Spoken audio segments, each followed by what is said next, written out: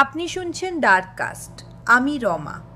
আজ বলবো এক মানুষের অদ্ভুত গায়েব হয়ে যাওয়া এবং তার চেয়েও অদ্ভুত ফিরে আসার কাহিনী। এক গল্প যেখানে মৃত্যু ছিল অভিনয় আর প্রতারণা একটি পরিবারের জীবনধারায় বোনা ক্যানভাস। এই গল্পটি ইংল্যান্ডের এক নিঃশব্দ শহর সিটন ক্যারোয়ের 2002 সালের এপ্রিল মাসে শুরু। প্রধান চরিত্র জন ডারউইন, একজন প্রাক্তন শিক্ষক এবং জেলকর্মী। বাইরে থেকে শান্ত স্বাভাবিক মানুষ, কিন্তু ভেতরে লুকিয়ে ছিল এক ভয়ানক পরিকল্পনা। এক সকালবেলায় জন সমুদ্রের ধারে নিজের ক্যানু নিয়ে বেরিয়ে পড়েন। সেই বিকেলেই দেখা যায় ক্যানোটি উল্টে ভেসে আছে, কিন্তু জন নেই। কোস্টগার্ড, পুলিশ, স্থানীয় মানুষ সবাই খুঁজল, কিন্তু কোনো খোঁজ নেই।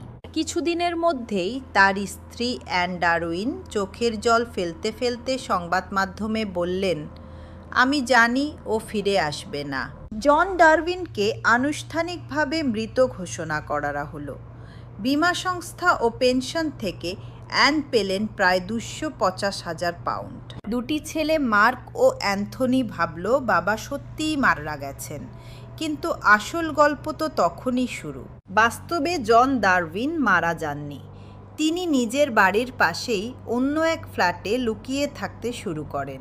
অ্যান ডারউইন জানতেন সব কিছু। রাতে চুপিসারে অ্যান খাবার পৌঁছে দিতেন, আর দিনে জন ছদ্মবেশে বেরিয়ে যেতেন, মুখে দাড়ি, চশমা, পুরনো কাপড় পরে। দুজনে মিলেই পরিকল্পনা করলেন এই মৃত্যু দিয়ে জীবন নতুন করে শুরু করবেন দক্ষিণ আমেরিকায় গিয়ে।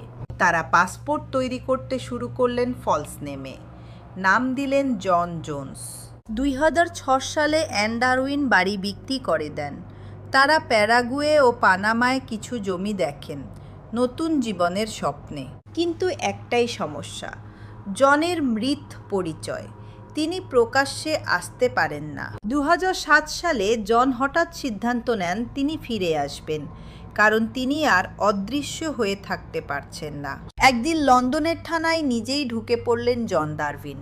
বললেন, আমার স্মৃতি হারিয়েছিলাম, এখন ফিরে এসেছে। সারা ইংল্যান্ড স্তব্ধ। মৃত মানুষ হঠাৎ জীবিত ফিরে এলেন। পুলিশ প্রথমে অবাক হলেও দ্রুতই সন্দেহ শুরু হয়। তদন্তে বেরিয়ে আসে ভয়ঙ্কর সত্য। প্যারাগুয়ের এক রিয়েল এস্টেট কোম্পানির ওয়েবসাইটে একটি ছবি, জন ও অ্যান ডারউইনের একসাথে। সেই ছবি শেষ প্রমাণ হয়ে দাঁড়ায়। দুজনকেই গ্রেফতার করা হলো। অ্যান ডারউইন স্বীকার করলেন সবকিছু পরিকল্পিত ছিল।